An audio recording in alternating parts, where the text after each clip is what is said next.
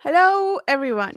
Welcome back to our SF Masterworks reading group. Today, we are going to be discussing Babel 17 by Samuel R Delaney.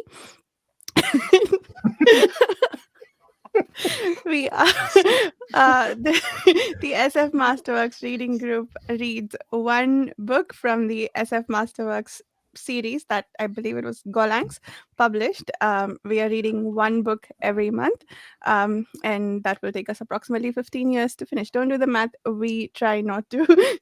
But the next three books that we are going to be reading are A Lot of Light by Roger Zelazny, The Fifth Head of Cerberus by Gene Wolfe, and no flyby for that one, Chris, and No. Gateway by Frederick Pohl. So, um, over the course of February, March, and April. If you'd like to join us for any of these discussions, either here in the discussion group or on the forum, please consider checking out the Page Chewing forum where we do all our planning for this reading group. And with me, of course, I have the usual group of wonderful people we talk about these books with. Livia, would you like to start us off with introductions? Yes, thank you for inviting me. I'm Livia J. Elliott. I'm an author and also a podcaster. My podcast is called Books and None, and I do deep dives on the thematic work of different books. Chris. Yes, my name's Chris Mullen. Sometimes YouTuber, sometimes appear on other people's channels talking about things that I love. And yeah, that's about it. Jared, you're up. I'm Jared. I run the Fantasy Thinker YouTube channel and also here on Page Chewing forums as well. And Susanna. And I am Susana Imaginario. I am a writer and sometimes YouTuber at Ten of the Weird. Nice. So, what's the general verdict on Babel 17? I finished it like 15 minutes before we started recording. That's not enough time, Varsha, to actually think what you know about this, because I closed the book on this and kind of went, I'm not sure exactly what happened in that book at all. And even though I don't know a few hours ago, I think I like it more every hour that's passed. Yeah. I'm going to be honest and just get it out of the way. I hated it so much. And I rarely actually say that about a book. Usually, I get bored reading a book. I DNF'd it, by the way. I couldn't. When it started with the gimmick, it's with the italics, and I gave up. But it really made me angry for so many reasons, and yeah. Yeah, we should talk about all the angry reasons. Which italics though would I'm just trying to figure out the inset italics ones. Is it the ones where the page with the squares changes at the end? Yeah. Yes. Oh, I actually had the opposite reaction. I just loved it and read it twice. So once for my podcast, once for this. So this I don't know. That bit, yeah. I don't know how to work my camera. There we go. Yes, indeed. Yeah. Yeah. It's nice to see that in a different edition it was formatted the same, Jared, actually, because I always wonder about that kind of stuff. Yeah. I think the Kindle edition does it too, if I remember correctly. But yeah. But Livia loved it. So this is it. We have the two opposite ends of the scale. This is fantastic. So the three of us can just sit back and watch the two fight it out, right? At least I wasn't the only one. I was thinking I'm just going to be the naysayer again. But yeah, almost as bad as Cities in Flight. Even though I don't know, because Cities in Flight bored me, this one enraged me. So I don't know which one is. Different reactions, at least. What's worse, being bored or being mad? To be explored. Jared, what do you think? Being bored. This was not my favorite at all. We'll get into that. Most of it was I didn't quite appreciate his what do you call that? Science babble. I didn't appreciate it that much. I didn't find it engaging. And I'm not a big, science babble guy anyways, but, a lot of other science fiction stories, I can get through it knowing it's going to engage me into the rest of the story. But this one I didn't feel that. I was sad about that because I thought he started with an interesting character, um, Hmm. with Dr. What was her name? Wong, Rydra? right or wrong? Wong, yeah, right or Wong, yeah. And I was like, okay, this could be an interesting character, but then it didn't the connections didn't get me engaged in her story, and it didn't get me engaged in the other stories in there. I thought some of his um, description was, when it was there, it was kind of bloated and Mm. didn't um, it didn't serve to give me a good picture of what was going on. And that's just my opinion. I wish there was some ideas in the book, which a lot of these books have, that they're big idea. And this one was about, the language, that the idea of an alien language that can have this profound effect on a person and stuff like that. And um, but I couldn't get past the techno babble. That was it was just ironic because it's called Babel 17, so it's kind of ironic there.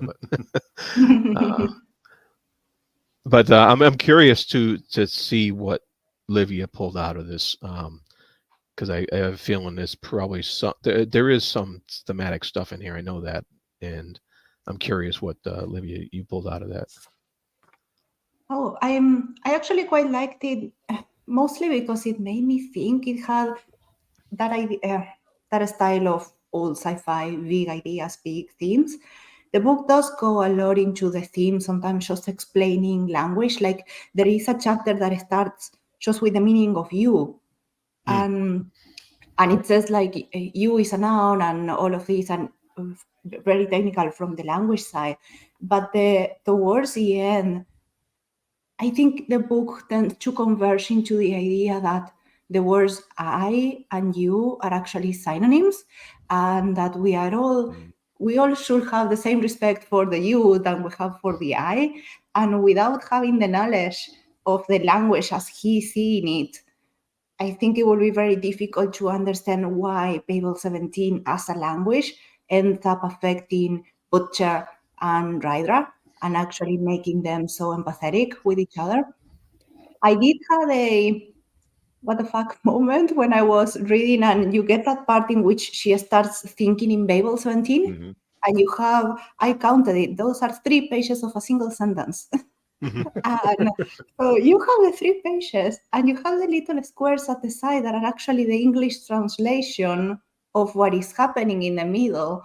I thought that was genius, not only in the execution, it's as Do Unicorns Read, that booktube channel, she mentioned that it was ergodic literature, that you have that placement and so on, and you play with that. I thought it was very well done because I'm a bilingual, and in many cases I have realized that thinking in Spanish is not the same as thinking in English. I can be wordier in one language than in the other. And some of the problems that Rydra felt when trying to express something in English in Babel 17 or vice versa, I had them between Spanish and English. Things that I don't have quite the right word in English or in Spanish, because it goes both ways. So when I have, it felt quite realistic how he achieved that problem that polyglots or people that knows more than one language have. So I think that is also why I ended up liking it so much, because I could relate to some degree to the problems with the languages.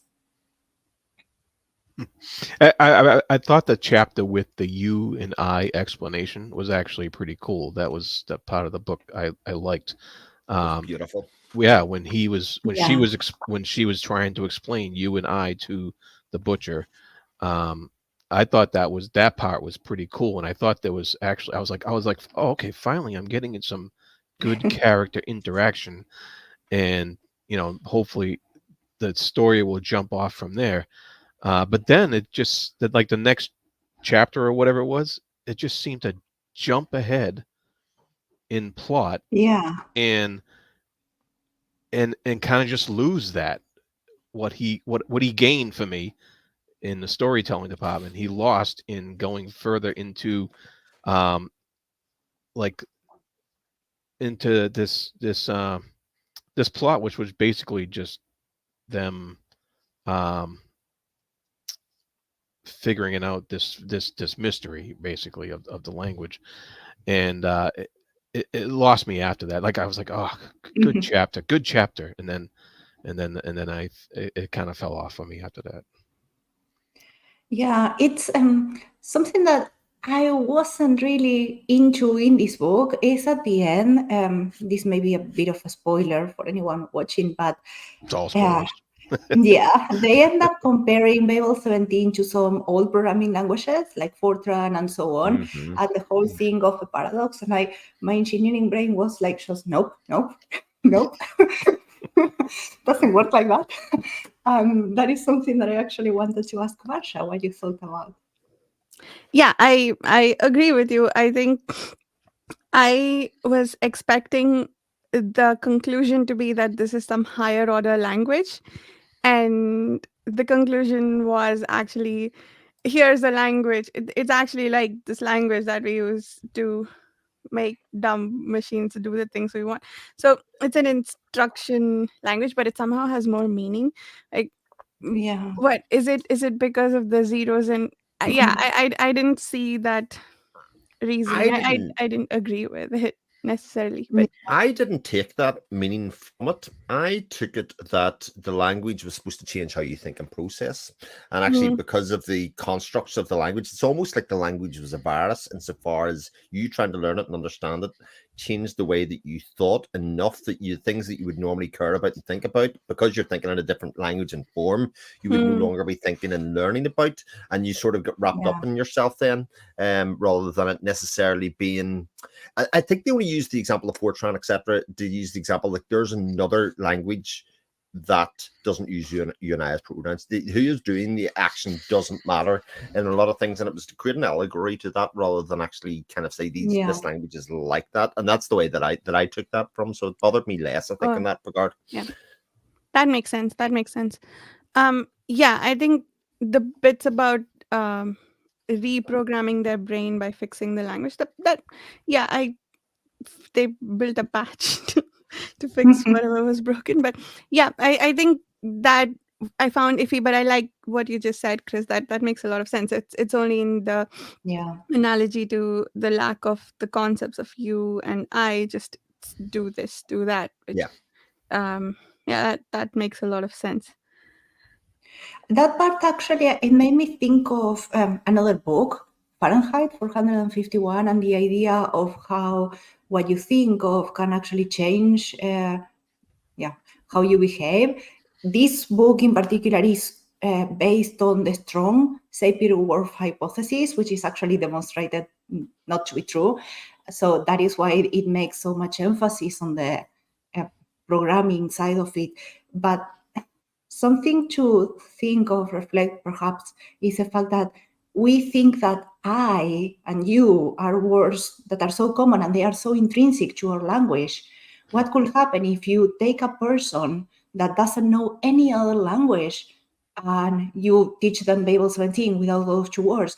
How will that affect their worldview? I think it's quite a big question, like these old sci-fi books. But it should have an effect. Like Chris said, it should reprogram somebody to think in a completely different way if you have no way of thinking of yourself and of oneself and the others, so I and you, and how important they both are. And I was a little confused at one point. Was it because of Babel 17 that he lost the IU ability, or was it or did he lose that before he got the Babel 17? No, I think he lost it when Butcher lost it when he was taught Babel 17. Okay, all right, that's when he lost it. And right. Yeah, and I liked it how he resorted to different things like beating his chest, kind of like saying the I, using body language. Yeah, and how important body language is to add more meaning to whatever you are saying, right? It's also, you know, another example of, kind of to your point, Jared, of like, he didn't care about a story in this. There really was no point to story. He used story as a vehicle for telling you something, and then as soon as you kind of get to the point with, oh, I'm invested in the characters and the story that's going forward, he says, I know, but I have another idea that I want to get to here. So we're going to park that. We're going to call that part 4, and we're going to move to part 5, and we're going to explore another idea here. And again, on the concept of having really short fiction, if you know what I mean. These are really explorations of ideas rather than story, and like I can sort of totally agree that that's phenomenally frustrating, because this feels like a very Jekyll and Hyde book a lot of the way through. It starts off in one place and decides to do something different for the next part. It decides to do something different in another way in the next part. Like, there's a lot of dialogue in this, and I never knew who was speaking. Like, it just kept, you know, passing back and forth between people. It never named who was who at any stage. And I was like, it obviously isn't important who's speaking. It's just kind of exposition to kind of get to a point or explain something that was going. But I remember reading 3 or 4 pages and going, I have no idea who has said what in any of this at any stage, which sort of created a bit of frustration for sure. Yeah, especially when they went into that, I don't know if it was a bar or if it was a lounge of some sort of underground place to get her crew or whatever.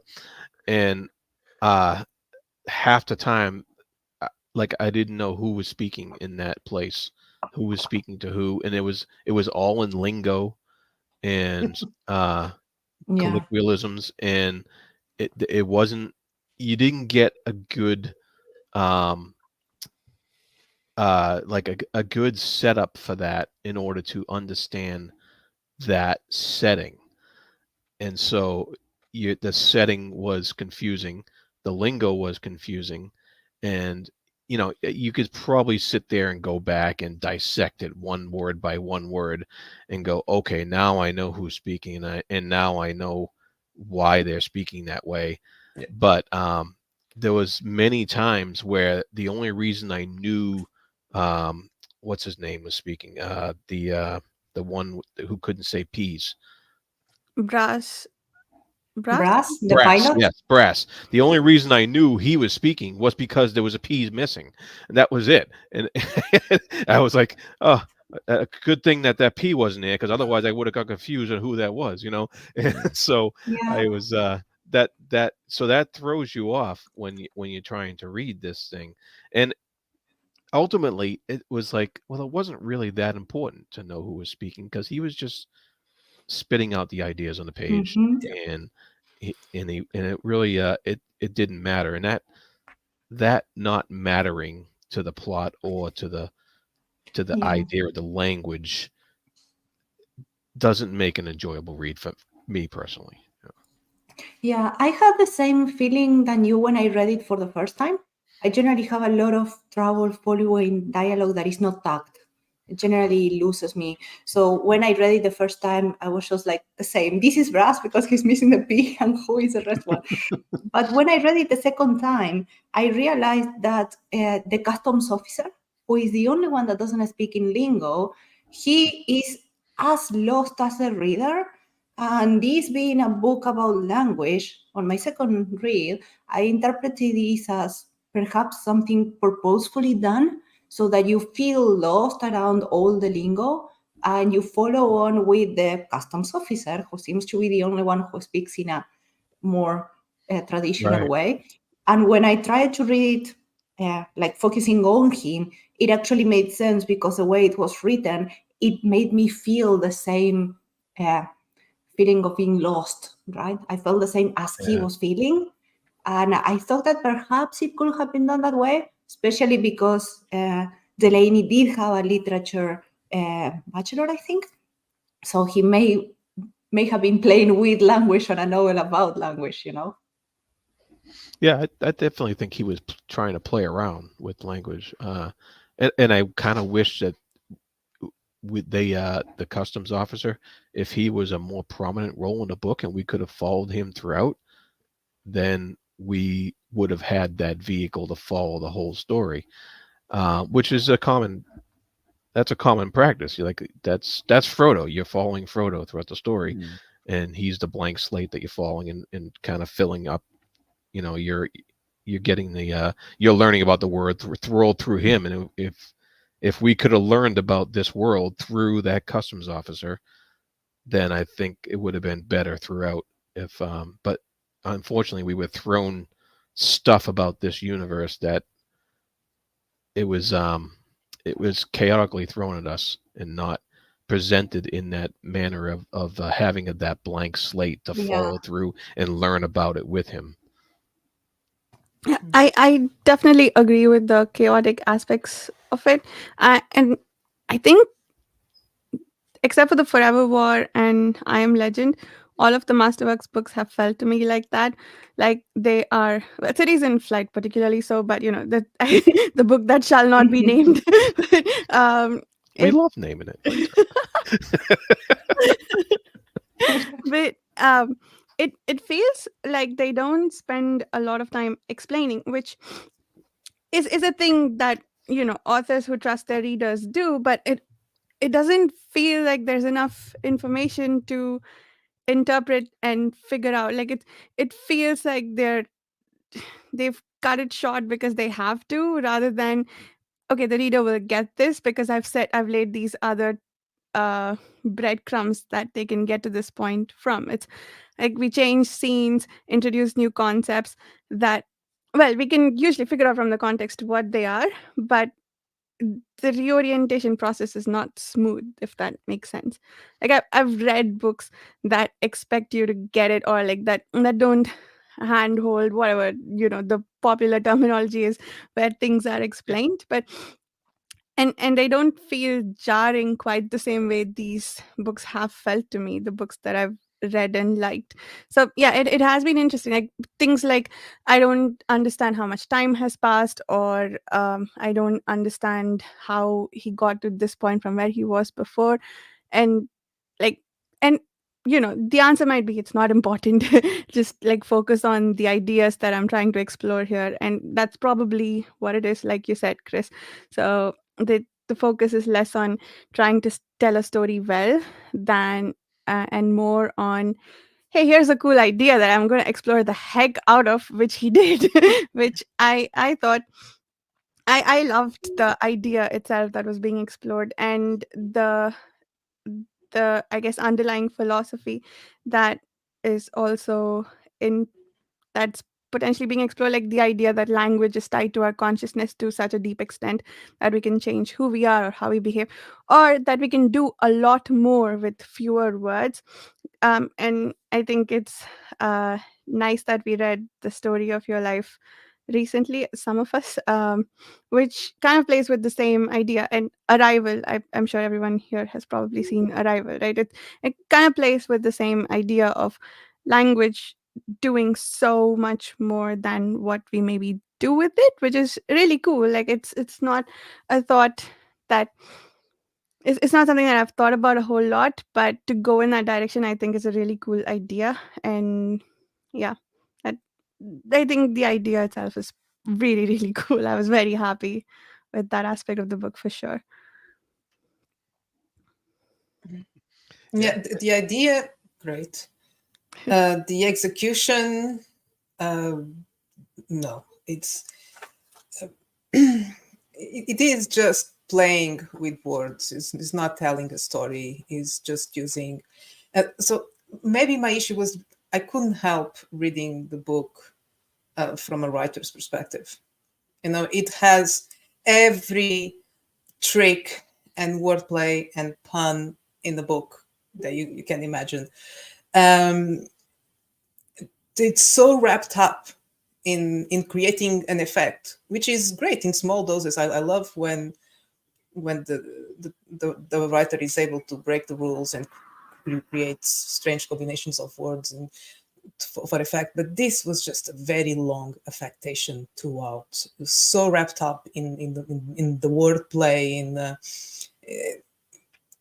that kind of forgot to tell a story.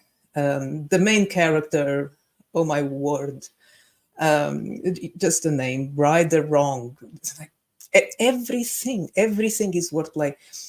And wow, she was like the all gifted. It wasn't even the special one of the story. She was like Pandora. She had all the gifts. She was a mathematician, a telepath, Jesus, oh, beautiful. And yeah, it was just, here's a cool idea, and look what I can do with words. And yeah, that's pretty much it. There was nothing else. And I was getting, it was very hard to read, yeah, to actually follow through any bit of action or dialogue, like you were saying. It was just, I found it very frustrating. It wasn't that I wasn't getting it. The idea is clear. It's just how it was written. I thought it was very arrogant. It's just, there were some analogies and just entire sentences that I just, like, me as a non-native English speaker would not get away with it. People will say, oh, you just can't write English. But because, he's a native English man, he can get away, he's a genius. Yeah, I was very, very angry. But I know I'm probably a minority. So one thing I need to comment on that is that I will take this protagonist, female protagonist, over almost any other female protagonist written by a man during the 50s, 60s. No, don't at least the say ones that I have. At least she isn't portrayed in a negative way. There are in many other books that the protagonists are sexualized, or the pretty girl just to be there. In this case, at least she has agency. She feels like a person. Yeah, it's kind of like a Mary Sue. She's like the prototype of every woke character that ever existed in the last 10 years. It's like the super special one with a traumatic past, and everyone loves her just because she's so special. I mean, sorry, I'm getting angry already. I would rather have a flawed character being sexualized and at least feels real than this, because it just kept adding up. There was just more. She was just better at something else afterwards, and it was so tiring. It's just no. I sort of see both points actually in a lot of ways. I think at the start of the book, and again, this is part of the Jekyll and Hyde nature of it, they spent a lot of time crafting why she was intelligent, etc. The scene with her in the bar, I think, was actually brilliant when she was reading, again, this non-verbal communication things or slight tics that somebody has about how language can be used in one way, how she was able to read somebody's thoughts. And as somebody, I mean, it basically said to me she's neurodivergent to start off with, because that is a hallmark that I can ascribe. Like I read people's auras, and I know very slight changes in body position and stuff, and not the same way, but in like a similar kind of way. And I was like, I've never seen that put in the book, but it kind of give an insight into her as a person, because also she wasn't brash about it. She wasn't bold about it. She was gripping the edge of the tables. The cost that it cost her, if you know what I mean, in terms of, it wasn't comfortable for her. She didn't appreciate that. And I love that part of the book. And I actually thought after the first 2-3 chapters, this is going to be something really special. But to Susanna's point, that was pretty much the end of her character development at that stage. They pretty much eschewed at that stage for the part of going to look for another idea or another character. And what was weird about this book is that it has so many characters that it gives off the stink or smell of a character-based story, but literally is only concerned about one in the end, which is the butcher. And even that character is like a non-event. He doesn't even know who he is. So it's almost like a joke playing on itself. With her, I think the bird scene, at the start when she gets scared, it's only mentioned again at the end. And there is kind of like a tie back of, okay, what happened there? It has a sense here. But it's like all of the characters, as most in these sci-fi books, they are vehicles to tell the story, right? So they are not developed as characters as we would expect from the current standards. Yeah, I think for the first 3 chapters, I found it difficult to like her. And I think well, maybe not like her so much as see what everyone else saw in her, uh, because the first 3 chapters, they had, it was first 3 or 4 chapters, I think, until we get to her perspective. um, I didn't like the way the other people were thinking about her or looking at her. There's some of it bugged me. Like, I think the way General Forrester thought about her, I did not like at all. And then the customs officer, that was an interesting trip. But I didn't get attached to the character at all. But I found her interesting to read about. And I think the what you I think you mentioned neurodivergence, Chris. And initially her ability to do everything put me off. I'm like, oh, I don't need another Amalfi. But uh but I think the it's interesting because you could, in theory, buy her ability to do all the things she does by the fact that she's a telepath, right? That, and her analytical skills, which, Yeah. she has Mm-hmm. uh, really strong analytical skills, which she's using to read micro expressions and stuff. So maybe the fact that she can, because she is a telepath, she also knows how to connect them to various body postures and stuff. So like the two abilities interplay and do well. Poetry, she explained as she's picking thoughts off of other people's heads and completing it for them. And again, the math comes with analysis, I suppose. And apparently people here live to be 150 years old, so maybe you can spend 15 years in school learning everything again. So in theory, there's an explanation for Yeah. everything that she can do, even though I can see from reading Amalfi how I hated that one character did everything. And there are jobs for those people. But this one this one felt slightly different. Like, I started off feeling unhappy about it, but I was like, yeah, I can understand why this works. um yeah, that was what I was going to say about it. But it No, was, yeah, go ahead, sorry. sorry. I just was going to point out, like, how many of these books actually use some sort of telepathy, you know? Mm, Like all of them. And with The Stars, My Destination, they also had a telepath, right? So I don't mm. know if it was something because of the time period in which these books were written, late 50s, 60s. So I think the Forever War also had some sort of I forget what it's called, but telepath? not a telepath person, but someone who can read emotions, or they can, and like, not EMF. There's some short form for it, for the extra emissions, like psychic emissions. Apparently, like there's a short form for it. That even Forever War, I think, had something like that. They had someone who would test on that index, and they were more affected by the aliens than the others, if I remember correctly. Something like that. Uh, but yeah, that's a pretty interesting topic, that that a lot of these books seem to feature telepathy in some form.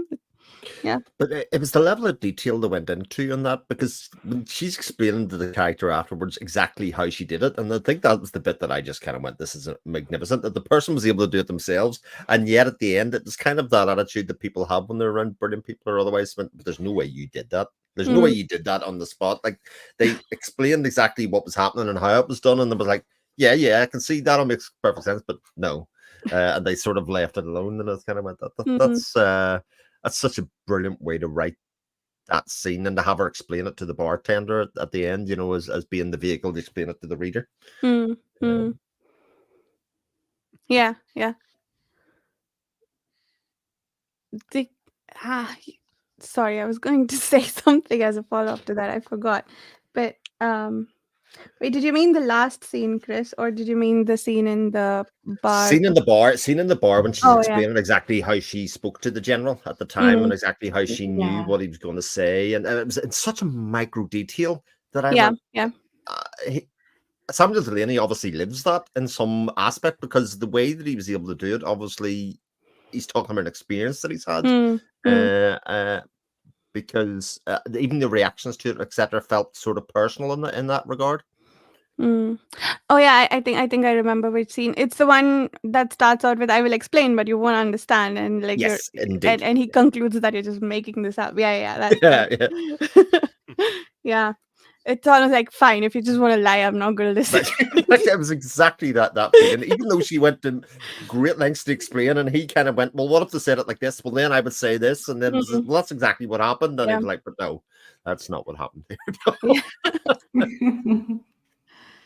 Is that echoing something that happened later in the book, where I think there was a similar sequence, but in Babel 17, where if this happened, I could just readjust to this. I seem to recall something like that. It wasn't with the butcher, but yeah. Anyway, like I really liked how the language was used in this. I made a list of all. Sorry, did anyone have anything to say in addition to that? I was starting a new topic. Jared? Well, I have a new topic too. So I just have a few lines that I thought were pretty cool that laid down some good ideas. And it was like, there are certain ideas which have words for them. If you don't know the words, you can't know the ideas, and if you don't have the idea, you don't have the answer. And that was like related to the explaining of the you and I language, and then there was like the idea of, until something is named, it doesn't exist. And those are general big concepts of language that he was trying to throw in there and just get people to think about. And so, and those are cool ideas that, he was trying to explore and trying to play with in the book here. It would have been a lot cooler if it was a cooler story to go with it, but it was so that there's stuff in here to get out of the book, basically. Didn't he use the example of French for the words for hot and cold, for chaud and froid, as basically saying they had no word for warm, and because they had no word for warm, how do you conceptually think of gradations of hot and cold between and other things? So I think he explained it really well, and actually I will point people to Media Death Cult's review of this, because I think it's an absolutely astonishing review of this book, of what I think is quite a difficult book to review. He's the examples of how the Inuit people have 50 words for snow, and if they have 50 words for snow, their understanding of what snow is compared to a layperson must be on a whole other level to what other people think of it. And so, like, language gives people this idea of power, or gives people understanding, and you would only think of the word if you understood what it is a bit slow. And I think that's kind of the basis of what the whole book is, in terms of what it's saying. Like, different languages and the way you think in different languages force you to think very, very differently. And what if you use that as a weapon? What if that was the weapon rather than chemical warfare or anything else? And I think that as an idea is extraordinary. Whether the execution, you get that out of the book, is another thing, but the idea, or the thought is definitely worth exploring. Yeah, again, great idea. I'm just going to give a couple examples. Great idea, but like, he used some Portuguese words in here as well, and one of them, in one situation, I'm not even sure if he was aiming for the Portuguese or the Spanish, just because then the context changed to Spanish, but I kind of lost track there. But the point is, there was no need to use that words. There are perfectly good equivalent words in English, and I think they just used it for the sound of them. And again, another thing that pissed me off. It's everything. The idea is here. It's brilliant, and it just went about like the worst possible way you could. I wanted to follow up on something that Grace said. That is, what if it could be used as a weapon? And I had the same thought while I was reading this, and I instantly thought of Orwell's Newspeak and the A and B vocabulary that were actually created to restrict thought and change how people thought about something within the book. And of course, 1984 has this whole political connotation, but it's, I will say, the other side of a coin that Babel 17 is presenting, using language in the negative way as well. And there was a sentence that, something that I wanted to read that follows up on what Jarrod said. I think it's page 133. If you have the right words, it saves time and makes things easier. And that idea, sometimes as a bilingual, I struggle with the right word. I end up having to describe it and going around it.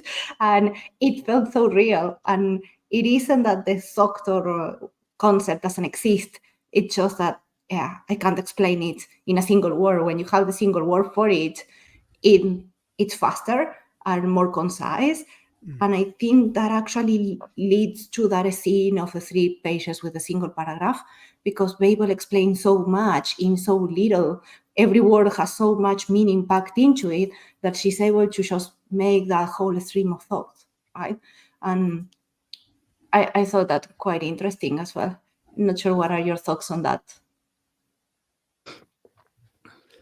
Well, I think from somebody that has done a little bit of study in literature and how the study of the English language is actually this idea of codes and keys, about how people interpret. Like the idea of the missing piece from Brass works on 2 levels. One, it helps you identify him as a character, but it also puts you in a very primitive form as the reader of trying to work out what he's going to say, because like the letter P, there were a lot of words when the P wasn't there. I had to go back to the word and put the P in. You understand the sentence, if you know what I mean. I had to literally use that code in order to derive meaning from that. And I also wondered, how the hell did that sound when he wasn't saying it? What does that sound like? Like that's really strange. But it gives you an idea of how you can spot the pattern, and in a very primitive level, you can then interpret the pattern to then derive sense of something, even though it wasn't really given to you in the sense. And I thought, again, that was like very, very clever in a lot of ways, and like there's no doubt maybe the book is cleverer than its execution for a lot of part. But I think of all of the books that we've read, when I was reading it, I was like, this is the one that I think I would derive the most enjoyment out of a reread from, especially kind of knowing and understanding what the book was setting about doing. A lot of those pages that I sort of skipped over and kind of went, I don't even know what's going on here. Like I'm just going to keep on barreling through and seeing what comes out at the end. I might get better meaning from them, better enjoyment out of for the down the line. And like, again, thank God these books are only 190 pages long, because if it had been 300, I might not have made it. So Chris, you don't speak your dialogue out loud when you're reading? Sometimes I do. Actually, what I will say is a technique that I would have if I'm struggling with dialogue or struggling with language is actually to read it out loud for myself. That is something that I do for a page or two to kind of get me in the flow and in the headspace. And sometimes verbalizing it does work. I do it all the time. I have different voices for different characters and everything. I generally do that when they, when they try to write a character that speaks wrongly and just put up the sounds. Like I can't make up the sounds, so I have to read them. And then I was like, oh, this is what the sounds make. As an interesting anecdote, while I was reading, there was one bit of dialogue, because I was huffing throughout the book. It wasn't even F's sake. I was just, and my husband asked, what's wrong? I said, well, listen to this. And I just went and read the whole thing. And he went, oh, that sounds great. And it's loving it, by the way. But apparently, I thought I was just speaking, gobbledygook. And he was like, oh, that's interesting. Well, tell me more. He's like, are you kidding me? So maybe it's how the brain is wired. I don't know. But sorry, it was interesting. Yeah. To mention. On the subject of dialogues, I actually did not have difficulty following along. And whatever difficulty I had was because of the indentation or like alignment of like it's so one whole sentence, like the same character would be speaking as in the paragraph, but one whole sentence would go on the next line, and because we're delineating by lines, I'd get confused and think it's the other person. But as long as I was able to attribute an entire sentence to a character, I didn't have that much difficulty following along with the dialogue. So that I thought that was interesting that that seemed to be a common problem. But whatever, I had dialogue problems because of printing issues. Mhm. So yeah, I don't know. Anyway, I thought that was just curious, but I did have. Yeah, I made a list of all the interesting. Hello. He wants to win. I mean, I knew Susanna was angry, but dear God, to make that noise. Oh, I thought that was some dialogue. The of all the interesting tech that we came across in the stories, which I think also was used in the conclusion quite well. I m- I made a list of all of these, right? And then in the end, I was like, he's used almost every single one to explain Butcher. Uh, so the automatic James Bond Oh, yes. Butcher. Did I say Butcher? Butcher is one, and then I guess, well, not the discorporate stuff. That was cool. We have to talk about the discorporate Mm. beings, and the language, of course, he's ingrained with it. The plastic surgery that they are calling cosmetic surgery, which, by the way, the dragon in the shoulder was really cool. And then Butcher had that too. That's, although he apparently gained some extra abilities to destroy and recreate these things as well, which, yeah, that was pushing the boundaries a little bit on science and fantasy, but this was interesting. The cosmetic surgery also was used, and then yeah, there was one more. But anyway, that I thought that was really cool that he brought everything together, because he said this in his far future world where there's so much new tech, which is nice. I like when authors do that. I think I keep mentioning Philip K. Dick because he does this. Like, there's one theme that he's exploring, but the world has so many other interesting things to pick at if we wanted to. And this, but he brought it all together in the end. It's not just, hey, I had all these cool ideas, I put them in the book, but he also brought it together. So I thought that was nice. In terms of the society and the space travel on this one, I thought it was very original and different. Like, it may not appeal to everyone because it's, as you said, more sci-fantasy than science fiction, at least in how the ships work and so on. But I have been reading a long series about military sci-fi, and finding something different like this, I was like, oh yes, something. Yeah. This is I don't know. I really like that idea of these corporates with the nose and the smell as positions Yeah. in the crew of the ship, and then the fact that I thought there was some trials as well that they had to be bond together partners or something that would actually Mhm. pilot man the ship, and I thought it was quite interesting, different as well. Yeah. Oh, I remember how he brought the discorporate people back in.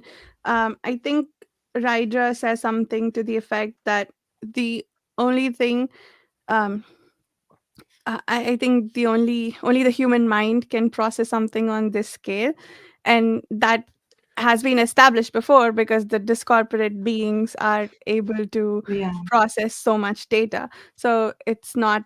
Uh, yeah, so that makes sense too. It's not a random statement about the power of the human mind. We've established that earlier in the story with the eyes, ears, and nose, the sensory parts of the ship. So yeah, I thought, yeah. Anyway, Something I, I thought it was quaint about the discorporates is that they need these special devices to listen to them and remember, because otherwise don't remember. And Rydra resorts to translating instantly what she hears from them. And again, that hit home, because in many cases I have been talking to people in English and somehow I translated it to Spanish in my mind, and then when I want to relate that conversation to somebody else, I think of the translation in Spanish. I can't think of the English. It has happened to me sometimes, and I thought it was quite realistic. Like, it was doable. What he was saying of how she handled the discorporate while translating it, I thought it was, yeah, it happens.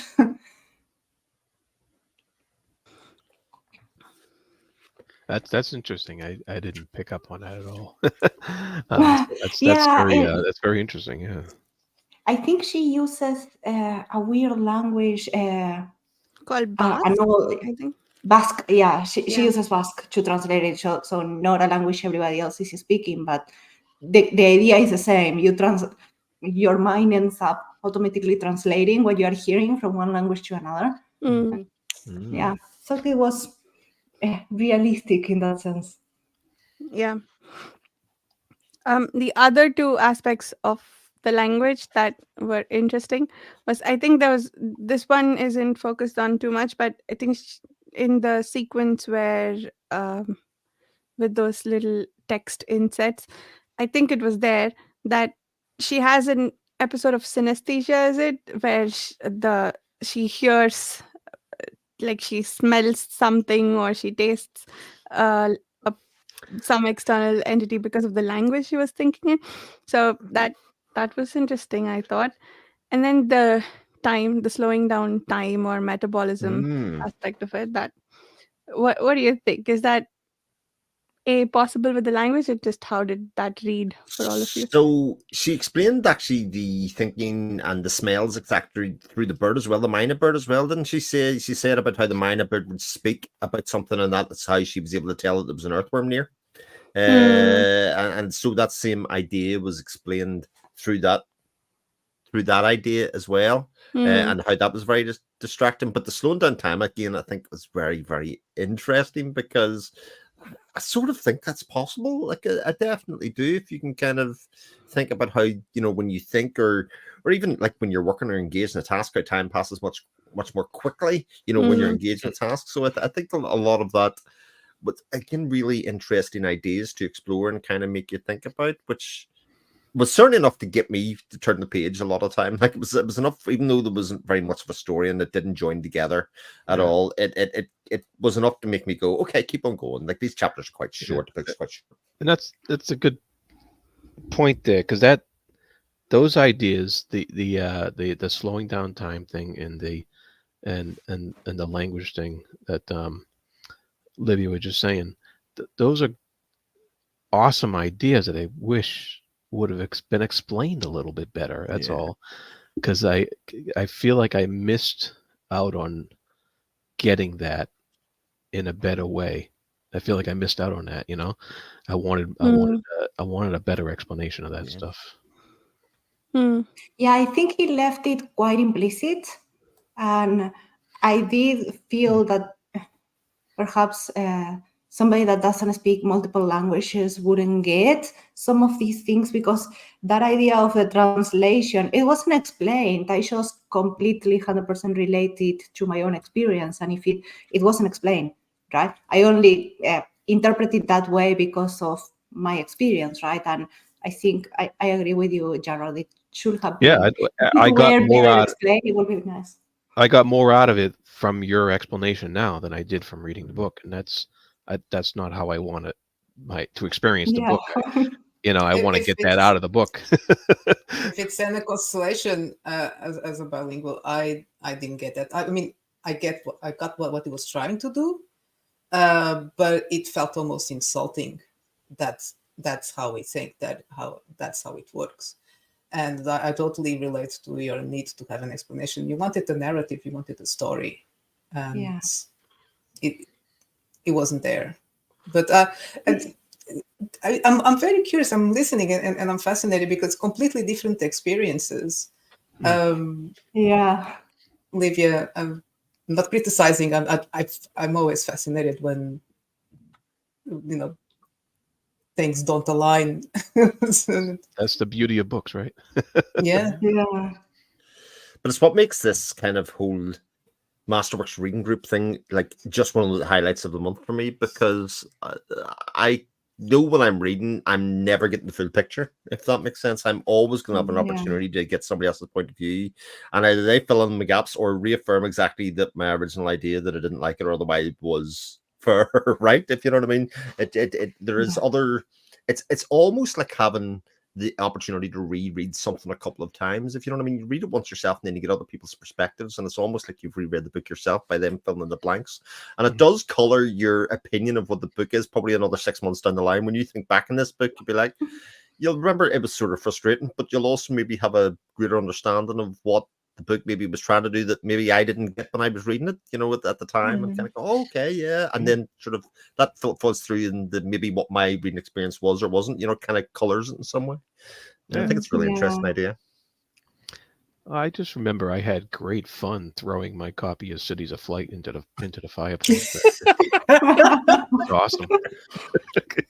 But we all had the same experience with that book. You see, you know, that was a communal throwing in the fire.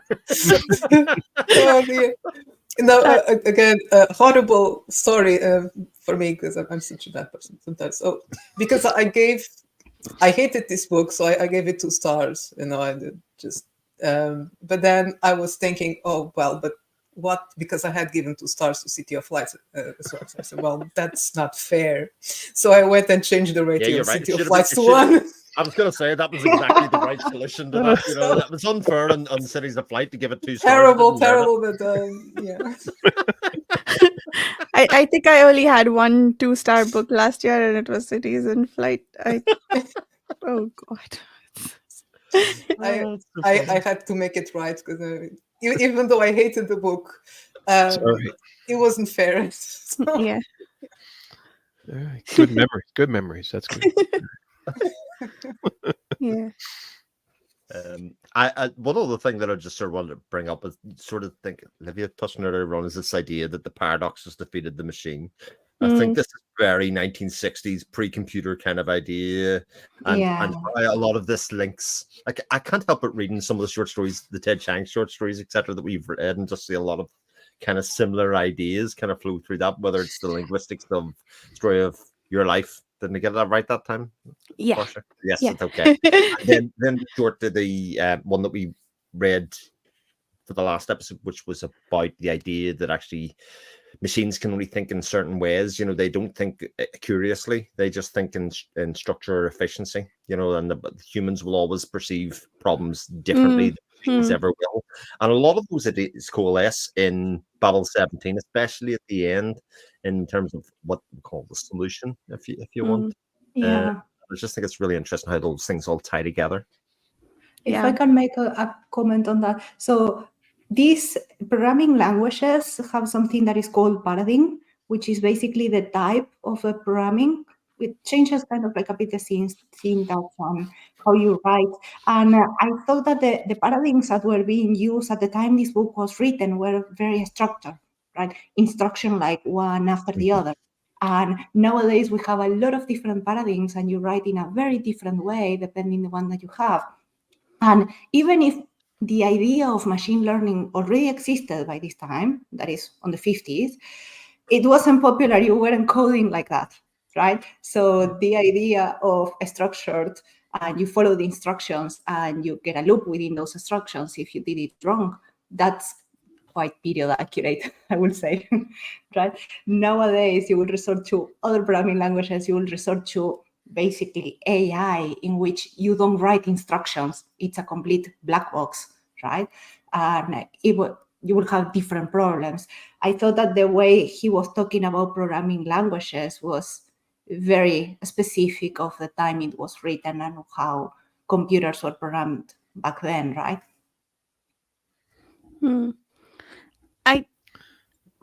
Sorry, go ahead, Jared. No, go. I was going to say, I didn't think of it then, but now listening to you and Chris talk about it, the whole paradoxes, it makes sense that that's how you would break a computer-like thing, because it's built on logical reasoning, right? So it's basically a sequence of applying a sequence of logic to the computer. Like, even to program an AI model, that's essentially what you have to do. The outcome is something that we don't fully understand, but to build that thing, you still use logic. So to break it using paradoxes, that makes perfect sense. So yeah, it's basically just writing a for loop, and so that it can never kind of get to the bottom of it. You know, that's Yeah. that's absolutely fine. You know. And recursion into Stack Overflow. Yeah, indeed. You know, and so the idea is definitely sound, I think, but I think it does speak to the time the book was written, and actually that. I mean, it's still quite a bit ahead of its time in terms of actually having those ideas and Yeah. the idea of computers, etc., as a vehicle for how the world works. It's like I can't help but have my mind blown sometimes by how prescient and how predictable a lot of it was. Yeah, yeah. I was going to make a crack about ChatGPT earlier, but um, a machine that understood Babel 17. Bring on Chat. I mean, it's quite possible that ChatGPT is actually using Babel 17 as its language, which is Mm. probably why it just doesn't feel quite right, you know. Yeah, that's why we're all addicted to social media. You know? Mm. Yeah, but We even didn't if have our you, brains. even if you think of it this way, you can change how you speak depending the language that you are speaking, human That's right. side. And as a programmer, you also change how you quote unquote speak when you change the programming language that you are using to code, Mhm. right? It's not the same if you go from Fortran to Python, putting very extreme examples. But kind of like even if they are different types of languages, they have an underlying common factor there, which is how you express ideas. Yeah, yeah. Yeah, I recently had that experience trying to go from Java to Rust. Oh my God, I had to relearn so many things. Yeah. But yeah, I That- see what you mean. Yeah. See, that's a total another language to me. I have no idea what you just said. Two different programming languages. Yeah. One Yeah. that was easy for me, another completely new. I'll give you a similar example. How do you get a 2-year-old to do something? You can't reason and talk with that 2-year-old in a certain way. You have to think of how you're going to approach and communicate with that child on a base level in a whole other way than you would for somebody else. It's again, it's a very similar idea, as Yeah. sort of explored in the book in some ways, and how that might drive you mad. Actually, this Hmm. totally works. So, did anyone else read the foreword Yes, before reading the book? Yes. always. No. So, before reading the book, right? They always spoil the book, which sometimes doesn't matter. But in this case, there was the whole thing about the traitor, which in the foreword is revealed to be Rydra Wong. So then I failed to feel any sense of dread about the Hmm. traitor, which I think was a big aspect of what could have made the story more interesting for me. Uh, like when they were in the bar, and okay, that scene was weird when the customs officer took the whole crew out, and they're like, one of us might be working against you, but talk to us anyway. Okay, but but in the ship or in the mountain, Jabal Tariq, the fact that there could be a traitor who might sabotage anything, I feel like that could have made for a really dense or like thickening plot perhaps, but I didn't feel any of it because I'm like, it's her and she's here, we're seeing everything she's doing, nothing going on there. So yeah, how do you guys feel about that? I feel like it changed my reading experience quite a bit knowing that ahead. I think I would have been quite frustrated because it doesn't even really like it would have become the point of the book, if you know what I mean. If it hadn't, you know what I mean, and it doesn't really resolve it in a satisfactory sense, that the plot line, because that's not what the book's about.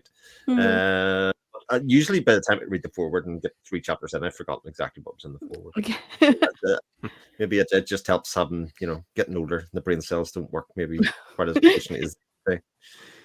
Well, I blame it for creating such a high expectation for the book because he was praising the genius and the young man's book, restless energy, and just all the adjectives. And I was expecting something fantastic, and yeah, no.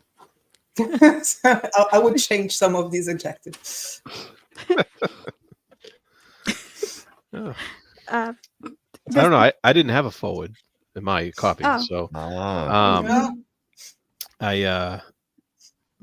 but I don't know. I didn't really feel, because of the plot and the rest of the book wasn't that gripping. The traitor plot also wasn't that gripping for me as I was reading it, and so I was just like, because it didn't grab me. It didn't grab me the same way the characters didn't grab me that much, and everything else that was problematic for this book as for myself, and so it I don't know, it didn't it wasn't something that I was like on the edge of my seat. Who's the traitor? You know, I was like, I was like, I'll either find out or I don't, and kind of left it at that. Yeah, I think that makes sense. I don't think, if I hadn't known, I doubt that I would have spent a lot of energy trying to figure it out, because we don't know enough about any of the crew members to like make it a whodunit thing. But if there was more tension built up, like if there was more tension built up towards it, if like the whole crew was blaming the butcher or something like that, or but there was none of that. There wasn't that kind of like the mystery wasn't built up enough to make it a focus of who is the traitor, and so it was kind of just a side thing along the way, and they had a very cavalier attitude about it, right? They brought the whole crew on. They didn't try to isolate anyone, which makes sense. Like, innocent until proven guilty. But also, like, during that dinner scene with the customs officer, and was General Forrester there? And the psychologist. They're like, one of us might be working against her, but it's fine. Just tell us what you ask your questions. Nothing we can do about that. It's a very cavalier attitude towards doing it, to progressing the plot of the book. We need to get to the end of the book, is basically what it said. Only 5 pages, can't get into the details. and I also feel like we don't know enough about the invasion and the alliance to care one way or the other. Like, sure, it's fine if your ship gets eaten. In modern times, this definitely would have been setting up probably 18, 19, 20, 21, as books to follow it,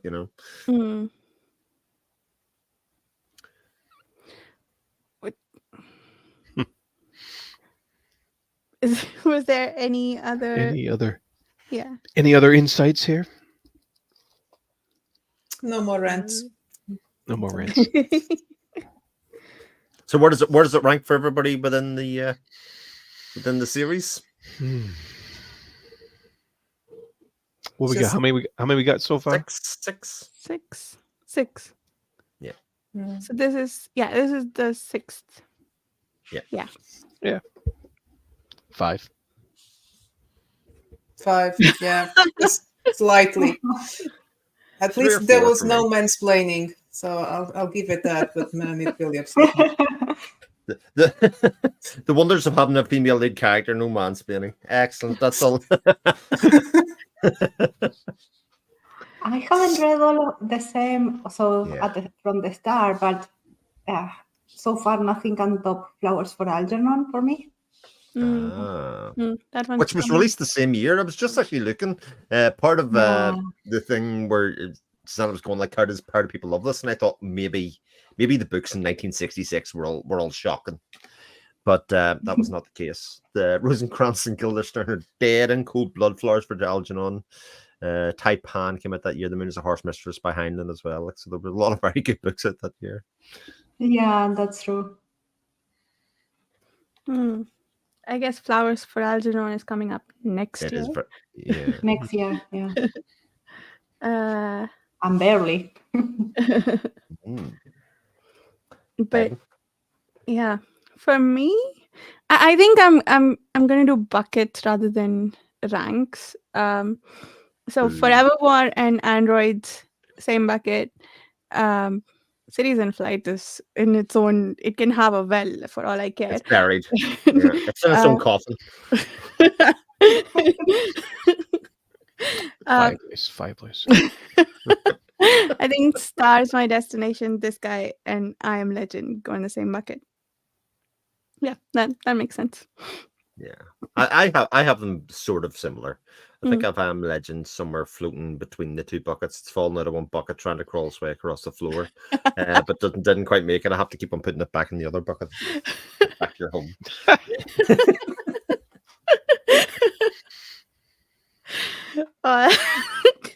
I'm picturing a book crawl. I'm nearly there, guys. I'm nearly there. I made it. I can't imagine that. I mean, this is its own sci-fi story all by itself. There you go. Yeah, we haven't had any other biological sci-fi. Maybe this one No. counts, but no other biology sci-fi. But not yet anyway. Cool. In that case, the next three books, once again, that we're going to be reading are Lord of Light by Roger Zelazny, The Fifth Head of Cerberus by Gene Wolfe, and Gateway by Gateway. Frederick Pohl over February, March, and April. If you'd like to join us, oh, sorry, we didn't do outros. Susanna, would you like to start us off this time? Well, you can find me at Page Chewing Forums, or my channel, Den of the Weird, or X as Chronodendron. My books can be found pretty much anywhere. I have a new one coming out named Oublié, and it's available for pre-order on Amazon only for now. All right. I'm Jared. You can find me at the Fantasy Thinker YouTube channel, and you can also find me at Page Chewing Forums, and where I hang out a lot with Chris. Oh, that was smooth, Nice. wasn't it? It wasn't that good. Well, my name is Chris Mullen. I sometimes make YouTube videos, sometimes make videos with the rest of this lovely crowd as well. And you can find me probably over in the Page Chewing Forums on the occasions that I can not be lazy and post comments. Thanks. You can find me on YouTube, Twitter, or X, Threads, Instagram, everywhere as Livia J. Elliott. And I also hang out on the Page Chewing Forum. Cool. And you can find me haunting the Page Chewing Forum as well. And as I was starting to say earlier, if you'd like to join us for this reading group or any of the other 4 or 5 we've got going on, consider checking out the Page Chewing Forum. We'll see everyone in about a month to talk about Lord of Light by Roger Zelazny.